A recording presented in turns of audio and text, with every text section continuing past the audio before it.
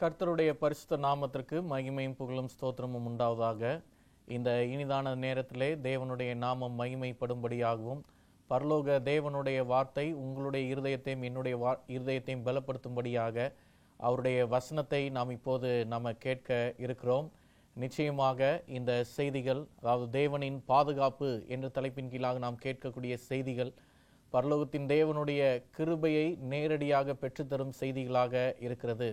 அப்படிப்பட்ட செய்திகளை நாம் கேட்டு அதன்படி வாழும்போது இந்த உலகத்தினுடைய நரக ஆக்கினையிலிருந்து நாம் நிச்சயமாக தப்பித்து பரலோக தேவனுடைய ஸ்தலத்திலே நாம் இருப்பதற்கு ஏதுவாக நல்ல நடக்கையை கொள்கிறவர்களாக நாம் இருக்க வேண்டும். இந்த நாளிலும் இந்த செய்திக்குள்ளாக நாம் கடன் செல்லும் முன்பதாக கண்களை மூடி நாம் ஜெபம் செய்வோம். எங்களை நேசிக்கும் எங்கள் நல்ல ஆண்டவரே, நீர் எங்களோடு பேசும். உங்களுடைய வார்த்தையை கேட்பதற்காக எங்களுடைய இருதயம் ஆவலோடு இருக்கிறது. இந்த உலகத்தில் எங்களுக்கு பாதுகாப்பை உம்முடைய வார்த்தையினாலே ஏற்படுத்தியிருக்கிறீர். உம்முடைய வார்த்தையின் வல்லமையை எங்களுக்கு வெளிப்படுத்தியல்லும். இயேசுவின் நாமத்தினால் ஜெபிக்கிறோம். எங்கள் ஜெபம் கேளும் நல்ல தகப்பனே, ஆமென். கர்த்தராகிய இயேசு கிறிஸ்து இந்த உலகத்தில் மனுஷனுடைய நன்மைக்கென்று அநேக பிரயாசங்களை எடுத்திருக்கிறவராக இருக்கிறார். ஏதேன் தொடங்கி உலகத்தினுடைய முடிவு வரைக்கும் ஆண்டவராய் இருக்கிற இயேசு கிறிஸ்துவினுடைய செயல்கள் எல்லாம் மனிதனுடைய நன்மையான வழிகாட்டுதலுக்கு ஏதுவானதாகவே இருக்கிறது. ஆனால் துரதிர்ஷ்டவசமாக மனிதனுடைய தெரிந்து கொள்ளுதலினாலே மனிதன் பாவத்திற்குள்ளாக விழுந்து போனான். இந்த விழுகை நிமித்தமாக இன்றைக்கு இந்த உலகத்தில் வாழக்கூடிய தொடர் சந்ததியில் வரக்கூடிய நாமும் பாவத்திலே இன்றைக்கு நம்முடைய வாழ்நாட்களை கழிக்கிறவர்களாக இருக்கிறோம். எனவே வேதத்தில் பார்க்கும் போதும் ஒரு குடும்பத்தின் கதை, இந்த குடும்பத்தின் கதையும் என்ன என்று நாம் பார்க்கும்போது அவர்கள் ஏறெடுத்த தீர்மானம், அந்த தீர்மானம் நன்மையை தெரிந்து கொள்வதற்கான தீர்மானமா அல்லது தீமையை தெரிந்து கொள்வதற்கான தீர்மானமா, தேவனால் பாதுகாக்கப்படுவதற்கான தீர்மானமா அல்லது தேவ பாதுகாப்பிலிருந்து விலகி ஓடினதற்கான தீர்மானமா? இன்றைக்கு உங்களுடைய வாழ்க்கையிலும் என்னுடைய வாழ்க்கையிலும் இந்த கேள்விகள் எழும்புகிறதாக இருக்கிறது. என்னுடைய நடத்தையினாலே இன்றைக்கு ஆண்டவர் பிரியப்படுவாரா? என்னுடைய நடத்தை என்னை பாதுகாப்பான திசையில் கொண்டு செல்கிறதா?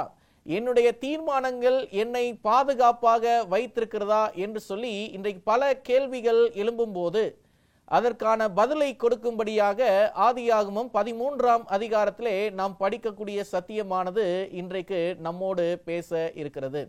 வாசிப்போம். ஆதியாகமம் 13ஆம் அதிகாரம் 10ஆம் வசனம் தொடங்கி 12ஆம் வசனம் வரைக்கும் நாம் வேதத்திலே நாம் பார்ப்போம்.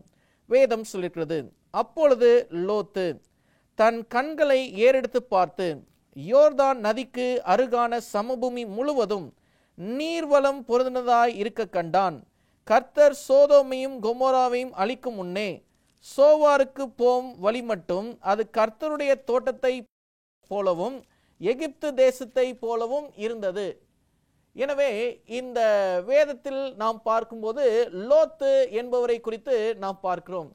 யார் இந்த லோத்து என்று சொல்லி நாம் பார்க்கும்போது ஆபிரகாமுக்கு மிகவும் நெருக்கமான ஒரு உறவில் உள்ள ஒருவர் தான் இந்த லோத்து. ஆபிரகாமின் சகோதரனுடைய குமாரன் இந்த லோத்து. எனவே இந்த லோத்தும் ஆபிரகாமும் மிகவும் நெருங்கின உறவினர்களாக இருந்த போதிலும் ஒரு குறிப்பிட்ட காலகட்டத்திலே இவர்கள் இருவரும் ஒரு தீர்மானம் எடுக்க வேண்டியதாயிற்று. அதிலும் இந்த தீர்மானத்தினுடைய பிரதானம் லோத்தின் கைகளுக்கு அல்லது லோத்தின் சிந்தனைகளுக்கு விடப்பட்டது. லோத்து என்ன தீர்மானம் எடுத்தாலும் அதை ஏற்றுக்கொள்வதாக ஆபிரகாமும் உறுதியளிக்கிறார். எனவே இந்த உலகத்தில் வாழ்ந்த இந்த லோத்து மற்றும் ஆபிரகாம் இவர்களுடைய தீர்மானத்தை பார்க்கும்போது லோத்து தன்னுடைய தீர்மானத்தை எடுப்பதற்காக சமபூமி எங்கும் தன்னுடைய கண்களை ஏறெடுத்து பார்க்கிறார். வேதம் சொல்லிருக்கிறது, அவர் பார்த்தபோது தன்னுடைய கண்களுக்கு எந்த திசையில் இருக்கக்கூடிய நிலங்கள் மிகவும் செழிப்பாக தோன்றுகிறதோ அதை தன்வசமாக எடுத்துக்கொள்வதற்காக லோத்து உறுதியளிக்கிறார். அதை அங்கீகரிப்பதற்காக ஆபிரகாமும் அதை ஒத்துக்கொள்கிறவராக இருக்கிறார் என்று சொல்லி நாம் பரிசுத்த வேதத்திலே நாம் வாசிக்கின்றோம். எனவே இந்த லோத்தும் இந்த ஆபிரகாமும் இவர்கள் யார் என்று சொல்லி நாம் பார்க்கும்போது இவர்கள் ஒரு பெரிய செல்வ சீமான்கள். இவர்களிடத்திலே அநேக சொத்துக்களும் அநேக சம்பத்துகளும் இருந்தது. இந்த சம்பத்துகள் அதிகம் கூடினதுனாலே இவர்கள் இருவரும் ஒன்றாய் சேர்ந்து வெகு நாட்கள் இருக்க முடியவில்லை. வேதத்திலே ஒரு வசனத்தை நாம் வாசிக்கின்றோம். இந்த லோத்தும் அவனுடைய வேலைக்காரர்களும் மற்றும் ஆபிரகாமுடைய வேலைக்காரரும் 2 மேய்ப்பர்களுக்கிடமே ஒரு குறிப்பிட்ட காலத்திலே சண்டை வருகிறது. அந்த சண்டையை சமாதானப்படுத்துவதற்காகவே இந்த தீர்மானம் ஒன்று ஏற்படுத்தப்படுகிறது. எனவே தேவ ஜனமாய் இருக்கிற நீங்களும் நானும் இன்றைக்கு நாம் கற்றுக்கொள்கிற இந்த பாடத்திலிருந்து நாம் பார்க்கும்போது இந்த லோத்து மற்றும் ஆபிரகாம் இவர்கள் இருவரும் பிரிவதற்கான காரணம் என்னன்னு சொன்னா பாரும்போது அவர்கள் வைத்திருந்த சம்பத்துகளே இதற்கு ஒரு காரணமாக விளங்குகிறது. சரி, இப்ப இந்த லோத்தும் அவருடைய ஆபிரகாமும் பிரிந்து செல்லக்கூடிய சூழ்நிலையில் லோத்து ஏறெடுத்து பார்த்தார். தன்னுடைய கண்களை ஏறெடுத்து பார்த்து எந்த திசையில் இருக்கக்கூடிய நிலம் செழிப்பானதாக இருக்கிறதோ அதை தன்வசமாக எடுத்துக்கொள்வதற்கும், எந்த திசையில் உள்ள நிலம் செழிப்பற்ற நிலைமையில் இருக்கிறதோ அதை ஆபிரகாமுக்கு விட்டு கொடுப்பதற்காகவும் அவர் முன் வந்தாரு. ஆபிரகாமோ அதை அங்கீகரித்து ஏற்றுக்கொண்டார். சரி, இப்ப இந்த லோத்தினுடைய தீர்மானம் சரியானதாக இருக்கிறதா என்று சொல்லி நாம் பார்க்கும்போது ஆதியாகமம் 14ஆம் அதிகாரத்திலே வாசிக்கிறோம். இந்த லோத்தின் தீர்மானம் சரியானதா என்று சொல்லி நாம் பார்க்கும்போது அவர்கள் போன அந்த நிலத்திலே என்ன நடந்தது என்று சொல்லி நாம் பார்க்கும்போது யுத்தம் நடந்தது என்று சொல்லி நாம் பரிசுத்த வேதத்திலே நாம் வாசிக்கிறோம். சோதோமின் ராஜாவுக்கும் கொமோராவின் ராஜாவுக்கும் யுத்தம் நடந்தது.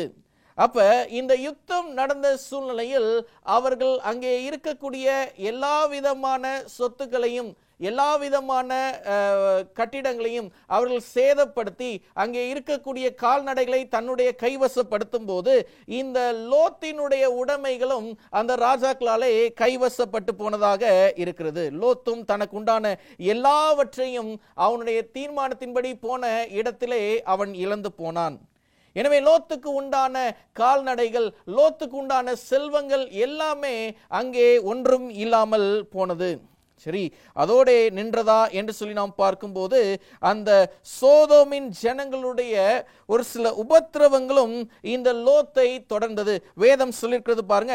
2 பேதுரு 2வது அதிகாரம் 7ஆம் 8ஆம் வசனத்தை நாம் வேதத்திலிருந்து நாம் வாசிக்கும் போது பரிசுத்த வேதம் நமக்கு சொல்லிருக்கிறது. 2 பேதுரு 2ஆம் அதிகாரம் 7ஆம் 8ஆம் வசனம், அக்கிரமக்காரருக்குள் வாசமாய் இருக்கையில் அவர்களுடைய காம விகார நடக்கையால் வருத்தப்பட்டு நாள்தோறும் அவர்களுடைய அக்கிரம கிரியைகளை கண்டு கேட்டு நீதியுள்ள தன்னுடைய இருதயத்தில் வாதிக்கப்பட்ட நீதிமானாகிய லோத்தை அவர் ரட்சித்திருக்கிறார். எனவே சோதோமின் ஜனங்களுடைய அக்கிரம கிரியைகள் லோத்தை பாதிக்க தொடங்கினது.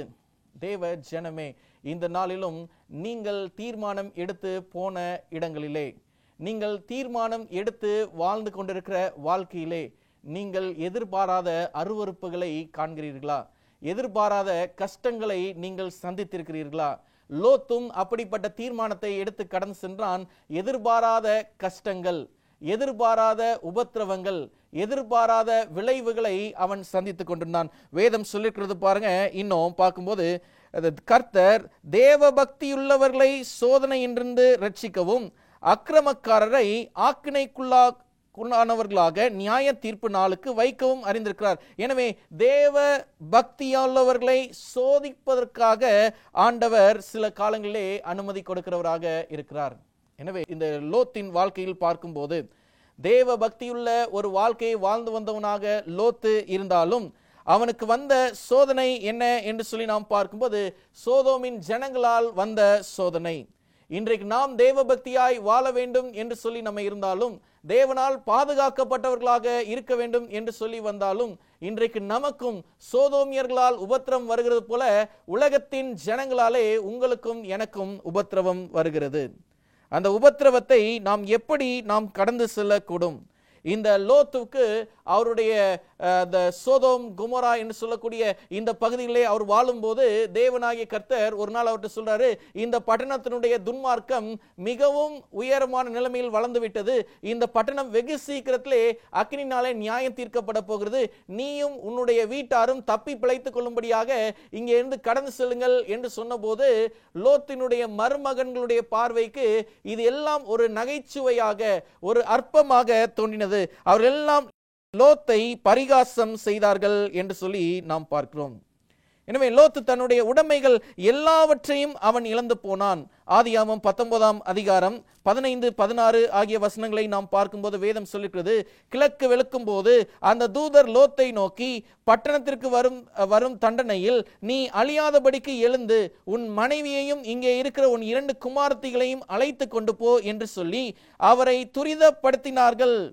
அவன் தாமதித்துக் கொண்டிருக்கும் போது, லோத்தை துரிதப்படுத்தினாலும் அவன் தாமதித்துக் கொண்டிருந்தான். அடுத்த வேதம் சொல்லிக்கிறது 16ஆம் வசனத்துல, கர்த்தர் அவன் மேல் வைத்த இரக்கத்தினாலே அந்த புருஷர் அவன் கையையும் அவன் மனைவியின் கையையும் அவன் 2 குமாரத்திகளின் கையையும் பிடித்து அவனை பட்டணத்திற்கு வெளியே கொண்டு போய் விட்டார்கள். தேவனுடைய பாதுகாப்பு எப்படி வேலை செய்கிறது என்று சொல்லலாம் பார்க்கும்போது, சில நேரத்திலே நம்முடைய தீர்மானத்தினாலே ஒரு தவறான திசையில் இருக்கும் போது அந்த இடத்திலும் இருந்து அவருடைய கரத்தினாலே உங்களையும் என்னையும் பிடித்திருக்கிறவராக இருக்கிறார்.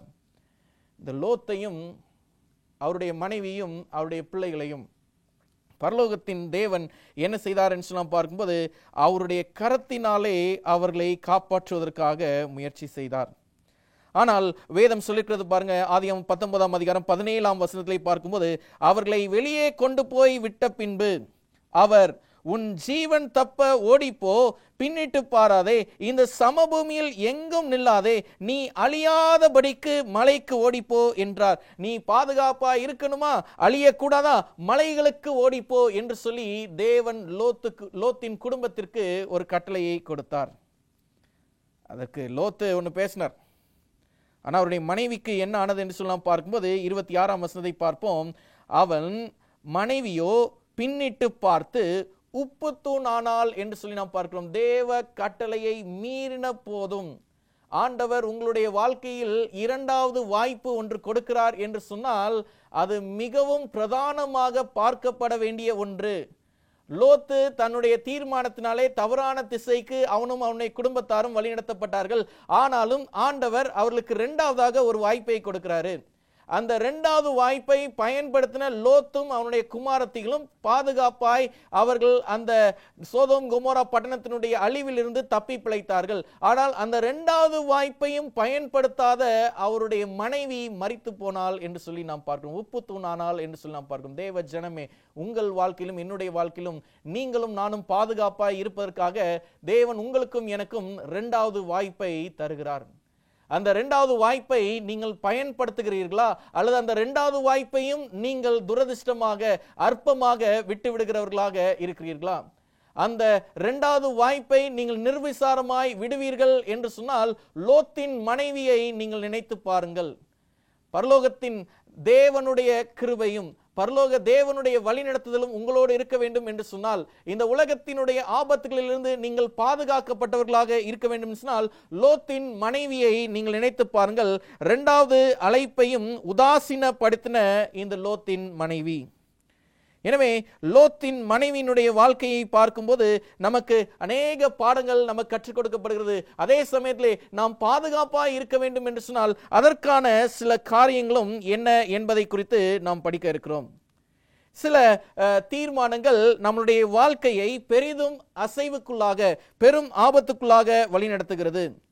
சில நேரத்திலே பிறருடைய ஆலோசனைகள் நம்மை சரியான தீர்மானத்தை எடுக்க வழி செய்கிறது.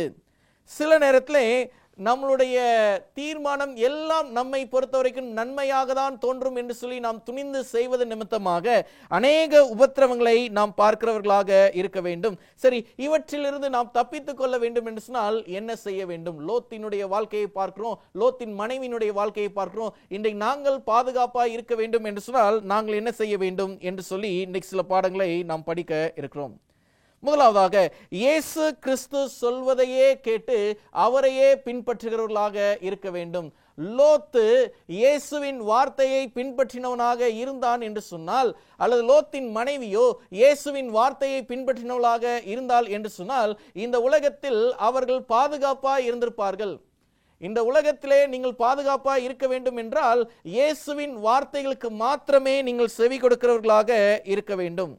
இரண்டாவதாக, உங்களுடைய வாழ்க்கையை நீங்கள் சரியாக வழிநடத்துகிறவர்களாக இருக்க வேண்டும்.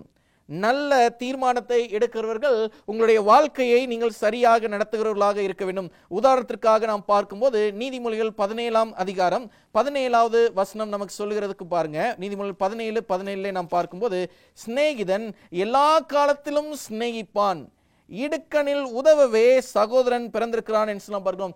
நல்ல நண்பர்களை தெரிந்து கொள்ள வேண்டியது உங்களுடைய பாதுகாப்பிற்கான அவசியம். நீங்கள் பாதுகாப்பாய் இருக்க வேண்டும் என்றால் நல்ல நண்பர்களை நீங்கள் தெரிந்து கொள்கிறவர்களாக இருக்க வேண்டும். நீதிமொழிகள் 12ஆம் அதிகாரம் 26வது வசனத்தை நாம் வேதத்தில் நாம் பார்ப்போம்.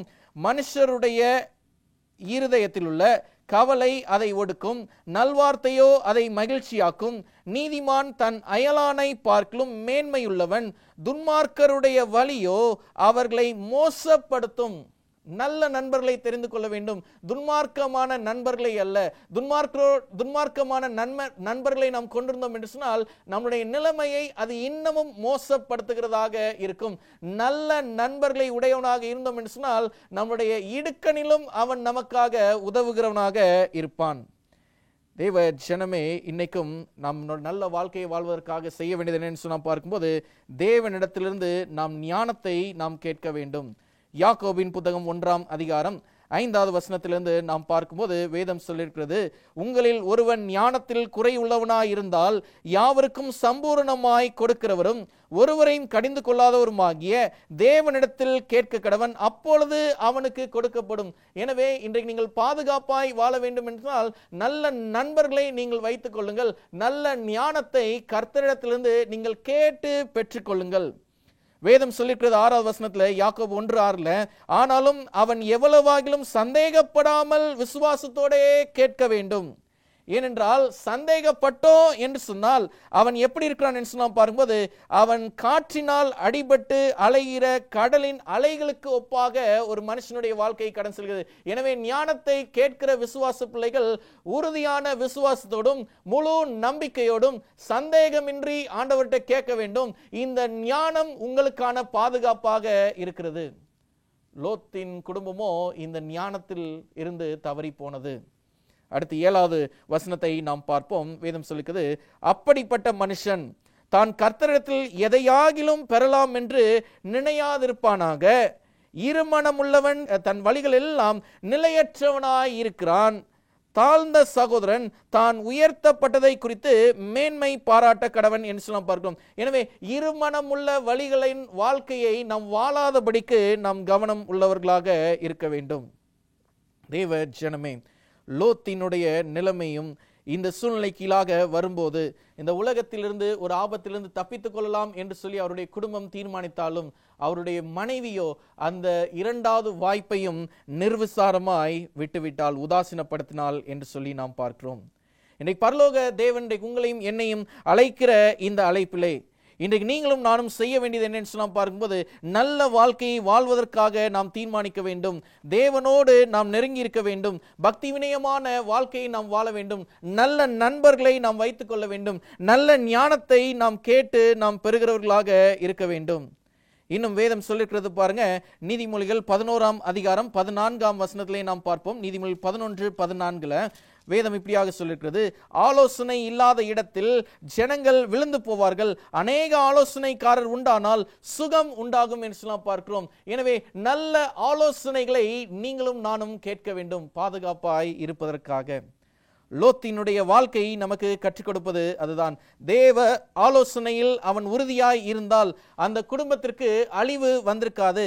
இன்றைக்கு நீங்களும் நானும் தேவனுடைய ஆலோசனையில் உறுதியாய் இருப்போம் என்று சொன்னால் நம்ம வீட்டில் இருக்கிற யாரையுமே நாம் இழந்து விட மாட்டோம். பரிசுத்த வேதம் நமக்கு சொல்லிருக்கிறது. நீதிமொழிகள் 12ஆம் அதிகாரம் 15ஆம் வசனத்திலே நாம் பார்ப்போம். வேதம் சொல்லிருக்கிறது, மதியீனனுடைய வழி அவர் பார்வைக்கு செம்மையாயிருக்கும், ஆலோசனைக்கு செவி கொடுக்கிறவனோ ஞானமுள்ளவன் என்று சொல்லி நாம் பார்க்கிறோம்.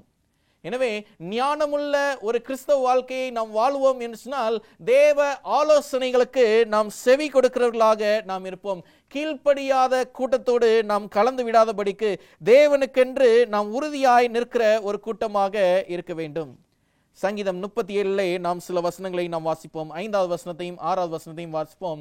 இனிமேல் இந்த உலகத்திலே பாதுகாப்பாய் இருக்க வேண்டும் என்று சொன்னால் நான் என்ன செய்ய வேண்டும் அல்லது நீங்கள் என்ன செய்ய வேண்டும் என்று சொல்லி நாம் பார்க்கும்போது சங்கீதம் 37:5-6 சொல்லியிருக்கிறது, உன் வழியை கர்த்தருக்கு ஒப்புவித்து அவர் மேல் நம்பிக்கையாயிரு, அவரே காரியத்தை வாய்க்க பண்ணுவார். உன் நீதியை வெளிச்சத்தை போலவும் உன் நியாயத்தை பட்ட பகலை போலவும் அவர் விளங்க பண்ணுவார் என்று நாம் பரிசுத்த வேதத்திலே நாம் வாசிக்கிறோம்.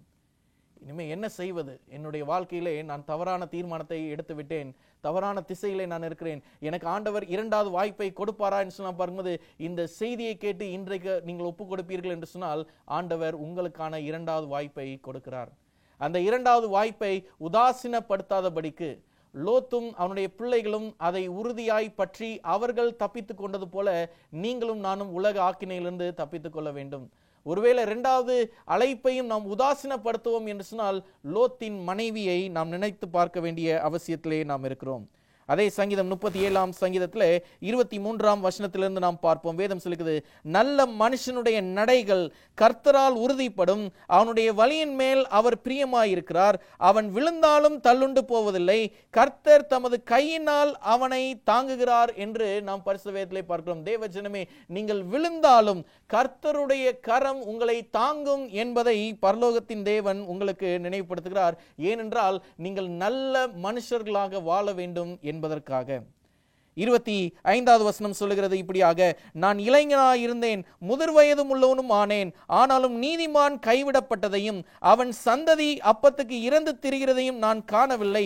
அவன் நித்தம் இறங்கி கடன் கொடுக்கிறான், அவன் சந்ததி ஆசீர்வதிக்கப்படும்.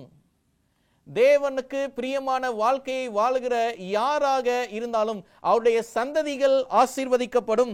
அவர்களுடைய நிலைமையிலே அவர்களுடைய வாழ்நாட்களிலே எந்த கஷ்டத்தையும் பாராதபடிக்கு அன்னன்னைக்கு அவர்களுடைய தேவைகள் எல்லாம் சரியாக சந்திக்கப்படும் என்று நாம் பார்க்கிறோம்.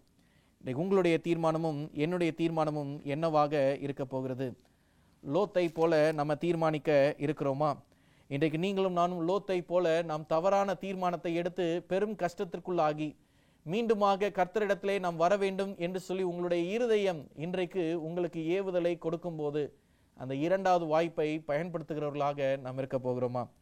வேதம் சொல்லியிருக்கிறது, யாக்கோபு 4:15 வசனம், இந்த தியானத்தினுடைய கடைசி வசனம், யாக்கோபு 4:15 ஆதலால் ஆண்டவருக்கு சித்தமானால் நாங்கள் உயிரோடு இருந்தால் இன்னதை செய்வோம் என்று சொல்ல வேண்டும். ஆண்டவர்கிட்ட சொல்லுங்க, ஆண்டவரே நான் செய்தது தவறு, ஆண்டவரே இனிமே நான் சரியா வாழ்வேன், ஆண்டவரே நான் இழந்தவைகள் போதும், இதுக்கு மேல உண்டான கஷ்டங்களை என்னால் தாங்க முடியாது என்று சொல்லி ஆண்டவரிடத்திலே உங்களுடைய இருதயத்தின் எண்ணங்களை எல்லாவற்றையும் ஊற்றிவிட்டு தேவனிடத்திலே ஒப்புரவாகுங்கள், தேவனுடைய கரங்களிலே உங்களை ஒப்பு கொடுங்கள். பரலோகத்தின் தேவன் இன்றைக்கு உங்களுக்கு நினைவுபடுத்தது போல நாங்கள் உயிரோடு இருந்தால் இன்னதை செய்வோம் என்று சொல்ல வேண்டும். இன்னைக்கு தேவனுக்காக இந்த காரியத்தை நாம் செய்வோம் என்று சொல்லக்கூடிய மனம் படைத்தவர்களாக நாம் இருக்க வேண்டும். எனவே இந்த லோத்தினுடைய வாழ்க்கையை நாம் பார்க்கும்போது இன்றைக்கு நாம் பாதுகாப்பாய் இருக்க வேண்டும் என்று சொன்னால் அது நமக்கு கற்றுக் கொடுக்கக்கூடிய முதல் காரியம் என்னன்னு சொல்லலாம் பார்க்கும்போது நல்ல தீர்மானங்களை நாம் எடுக்கிறவர்களாக இருக்க வேண்டும். நல்ல தீர்மானங்களை எடுத்த பிற்பாடு நீங்களும் நானும் பரலோகத்தின் தேவனுக்கு முன்பதாக நல்ல மனுஷனாக நாம் வாழ வேண்டும். நல்ல நண்பர்களோடு நாம் இருக்க வேண்டும். நல்ல பக்தி வினயமான அந்யோன்யத்தை நாம் ஏற்படுத்திக் கொள்கிறவர்களாக இருக்க வேண்டும். விசேஷமாக கொடுக்கப்படுகிற 2வது வாய்ப்பை நாம் பயன்படுத்துகிறவர்களாக இருக்க வேண்டும். அந்த பயன்படுத்துதலே உங்களுக்கான பாதுகாப்பாக இருக்கிறது. ஒருவேளை நீங்கள் பயன்படுத்தவில்லை என்று சொன்னால் நீங்கள் பாதுகாப்பை இழந்தவர்களாக இருப்பீர்கள். தேவ ஜனமே, இன்றைக்கு நீங்களும் நானும் இந்த சத்தியத்தை கேட்டு நாம் கடந்து செல்கையில் லோத்தின் தீர்மானத்தை நாம் பார்த்திருக்கிறோம். உங்களுடைய தீர்மானம் என்ன? கர்த்தருடைய கரத்திலே நாம் ஒப்பு கொடுத்து நாம் ஜெபம் செய்வோம். நாம் கண்களை மூடி நாம் ஜெபம் செய்வோமாக. எங்களை நேசிக்கும் எங்கள் ஆண்டவரே, இந்த நல்லதொரு நேரத்திற்காக உமக்கு நாங்கள் நன்றி செலுத்துகிறோம். லோத்தின் தீர்மானத்தை குறித்து நாங்கள் ஒரு பாடத்தை நாங்கள் படித்தோம். தேவனே, அவருடைய தீர்மானம் அவருடைய வாழ்க்கையை தவறான திசைக்கு வழிநடத்தி சென்றது. இக்கட்டுகளும் வேதனைகளும் சூழ்ந்திருந்தது. ஆனாலும் அவருக்கு ஒரு 2வது வாய்ப்பை கொடுத்து அந்த குடும்பத்தை நீர் பாதுகாப்பாக ஒரு நியாய தீர்ப்பிலிருந்து நீர் அழைத்து வந்தீர். இன்றைக்கு ஆண்டவரே, இந்த செய்தியை கேட்ட பிள்ளைகளும் பயங்கரமான இக்கட்டான சூழ்நிலையில் இருக்கிறார்கள் ஆண்டவரே. காரணம் அவர்கள் செய்த தவறான தீர்மானங்கள். அவர்களுக்கும் இரண்டாவது வாய்ப்பை கொடுத்தருளும் ஆண்டவரே. அந்த வாய்ப்பை அவர்கள் உதாசீனப்படுத்தாதபடிக்கு அதை முழு மனதாக ஏற்றுக்கொண்டு அதற்கென்று தன்னை அர்ப்பணித்து அவர்கள் வாழும்போது ஆண்டவரே, இந்த உலகத்திலே பாதுகாப்பான ஜீவியத்தை ஜீவிக்கவும் பரலோக ராஜ்யத்திலே அவர்கள் காணப்படவும் தேவ கிருபை அவர்களுக்கு ஒத்தாசை அனுப்பி வழிநடத்தவும் இயேசுவின் நாமத்தினால் ஜெபிக்கிறோம் எங்கள் ஜெபம் கேள் நல்ல தகப்பனே. ஆமென்.